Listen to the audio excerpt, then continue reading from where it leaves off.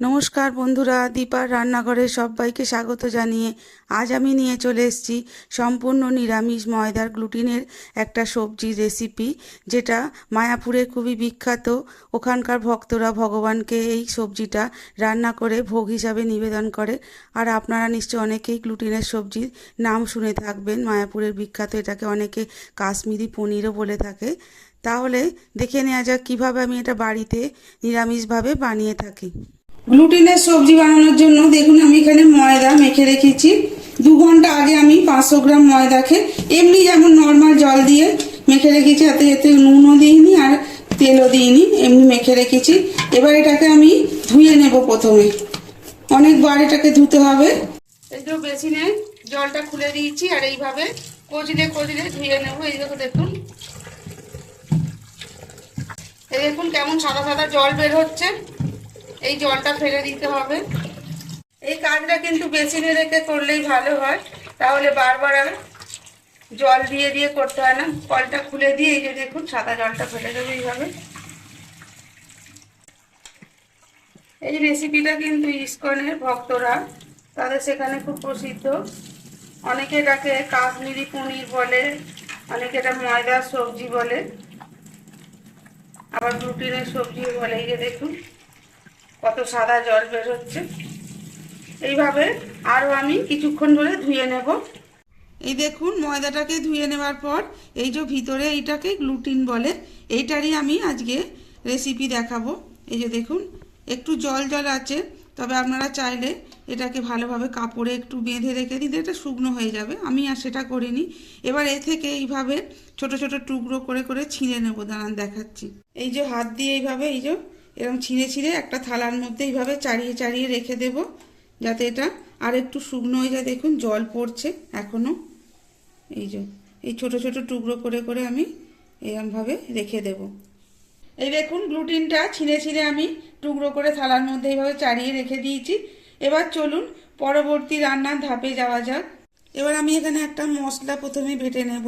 তার জন্য নিয়েছি দেখুন 3টে কাঁচা লঙ্কা নিয়েছি, কয়েক টুকরো আদা নিয়েছি, ওই 1 ইঞ্চির মতো আদাকে টুকরো করে নিয়েছি, আর একটা মিডিয়াম সাইজ টমেটোকে টুকরো করে নিয়েছি। এগুলো আমি প্রথমেই মিক্সির জারটা নিয়ে নিয়েছি। মিক্সির জারের মধ্যে আমি আগে লঙ্কা গুঁড়িয়েছিলাম, তাই এটা লাল হয়ে আছে। এর মধ্যে দিয়ে দেবো লঙ্কাগুলো, কাঁচা লঙ্কাটা আর আদাগুলো আর টমেটোটা দিয়ে আর সামান্য একটু জল দিয়ে এটা মিহিভাবে বেটে নিয়ে চলে আসছি। এই দেখুন ভালোভাবে বেটে নিয়েছি। এবার চলুন তাহলে রান্নাটা শুরু করে দিই। এবার দেখুন রান্নাটা শুরু করার জন্য আমি গ্যাস অন করে কড়াই বসিয়ে দিয়েছি, আর কড়াইয়ের মধ্যে দিয়ে দিয়েছি রিফাইন্ড অয়েল। তেলটাও ভালোভাবে কিন্তু গরম হয়ে গেছে। এবার আমি এই যে গ্লুটিনগুলো টুকরো টুকরো করে রেখেছিলাম সেগুলোই তেলের মধ্যে দিয়ে দেব। প্রথমেই আমি সবগুলো দেব না, প্রথমে কিছুটা ভাজবো, তারপরে আবার কিছুটা ভেজে নেব।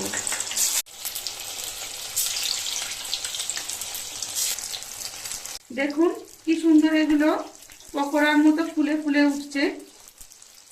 যখন আমরা চিকেন পকোড়া ভাজি বাড়িতে, সেরকম ঠিক ফুলে ফুলে উঠছে। এগুলো কিন্তু এরকম ভেজেও কিন্তু অনেকে খেতে পারে, মানে খাওয়া যায় আর কি, গরম গরম এরকম ভেজে।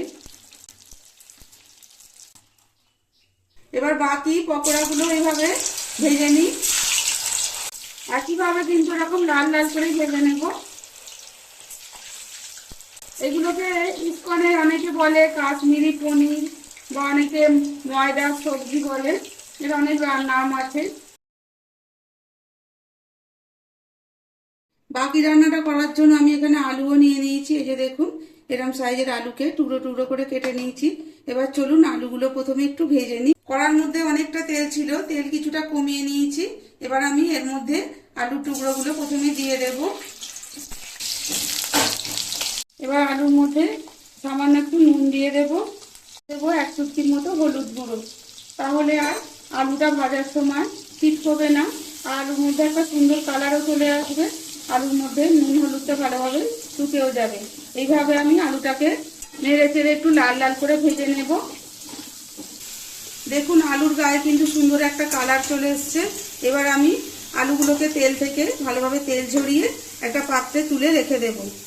এবার আলু ভাজার ওই তেলের মধ্যেই দিয়ে দেবো গোটা গরম মশলা, দারচিনি, এলাচ আর লবঙ্গ, আর দিয়ে দেবো একটা তেজপাতাকে 2 টুকরো করে, আর দিয়ে দেবো শুকনো লঙ্কাকে ফাটিয়ে এইভাবে।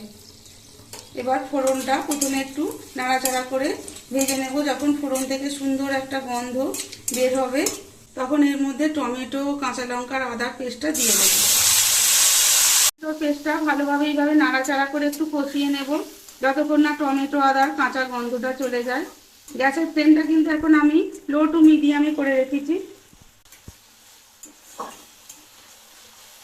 টমেটো আদার পেস্টটা দেখুন ভালোভাবে কষিয়ে নিয়েছি। দেখুন সাইড থেকে তেল ছাড়তে শুরু করেছে। এবার আমি এর মধ্যে গুঁড়ো মশলাগুলো যোগ করব।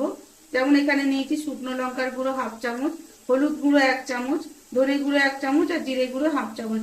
এই গুঁড়ো মশলাগুলো প্রথমে এর মধ্যে দিয়ে দেব, আর তারপরে দিয়ে দেবো সামান্য একটু জল, যাতে গুঁড়ো মশলাগুলো পুড়ে না যায়। এবার গুঁড়ো মশলাগুলো ওই পেস্টের সাথে এইভাবে নাড়াচাড়া করে 2 থেকে 3 মিনিট একটু কষিয়ে নেব। এবার আমি এর মধ্যে দিয়ে দেব স্বাদ অনুযায়ী লবণ। লবণটা সব মশলার সাথে মিশিয়ে দেব। এবার এর মধ্যে দিয়ে দেব ভেজে রাখা আলুটা। আলুটার সাথে গ্রেভিটাকে ভালোভাবে এইভাবে একটু কয়েক মিনিট ধরে একটু কষিয়ে নেব। আলুটা কিন্তু ভেজে নেওয়ার সময় কিছুটা হলেও সিদ্ধ হয়ে গেছে। এবার আমি এর মধ্যে দিয়ে দেব মিক্সির জার ধোয়া কিছুটা জল। এবার গ্যাসের ফ্লেমটা হাইতে করে দিয়ে এতে আমি আরো কিছুটা জল যোগ করে দেব। এবার আমি ঢাকা দিয়ে দেব যতক্ষণ না আলুটা একটু সিদ্ধ হয়ে যায় তার জন্য। আর গ্যাসের ফ্লেমটা এই সময় লো টু মিডিয়ামে করে রাখবো। এবার ঢাকনাটা খুলে দেখে নেব। দেখুন আলুগুলো ভালোভাবে সিদ্ধ হয়ে গেছে। এবার আমি এর মধ্যে দিয়ে দেব ভেজে রাখা ময়দার এই গ্লুটিনগুলো। এবার ভালোভাবে একটু মিশিয়ে দেব যাতে গ্রেভির যে ফ্লেভারটা সেগুলো যাতে গ্লুটিনের মধ্যে ভালোভাবে ঢুকে যায়। আবারও এটা ঢাকা দিয়ে দেব 2 মিনিটের জন্য। এবার ঢাকাটা খুলে দেব। দেখুন কতটা লোভনীয় দেখতে হয়েছে, কালারটাও কত সুন্দর এসছে। আমার গ্লুটিনের সবজি কিন্তু একদম রেডি সার্ভ করার জন্য। শুধু নামাবার আগে উপর থেকে একটু গরম মশলা ছড়িয়ে দেব, আর দিয়ে দেবো একটু ঘি। যেহেতু নিরামিষ রান্না তাই এটাতে একটু ঘি গরম মশলা দিলে স্বাদটা আরও দারুণ হয়। এবার ঘি আর গরম মশলাটা ভালোভাবে মিশিয়ে দেব। ব্যাস এবার আমি এটা পরিবেশন করে দেব। তাহলে কেমন লাগলো বন্ধুরা আজকে আমার এই গ্লুটিনের সবজি রেসিপিটা ভালো লেগে থাকলে ভিডিওটিকে অবশ্যই একটা লাইক করবেন, বন্ধুদের সাথে শেয়ার করবেন, আর কমেন্টের দ্বারা আমাকে জানাতে ভুলবেন না এরকমই রেসিপি আপনারা পরেও দেখতে চান কিনা, আর রেসিপিটা কেমন লাগলো সেটাও জানাবেন। আর আমার চ্যানেলে এরকমই নিত্য নতুন রেসিপি সবার আগে পাওয়ার জন্য চ্যানেলটিকে প্লিজ সাবস্ক্রাইব করে রাখবেন, পাশে থাকা বেল আইকনটি প্রেস করে। তাহলে আজকের মতো এখানেই শেষ করছি। আবারও দেখা হবে পরের কোনো এরকমই নিত্য নতুন রেসিপির সাথে। আর ততক্ষণের জন্য আপনারা অবশ্যই সুস্থ থাকবেন, সাবধানে থাকবেন। আর ভিডিওটা প্রথম থেকে শেষ পর্যন্ত দেখার জন্য সকলকে অনেক অনেক ধন্যবাদ।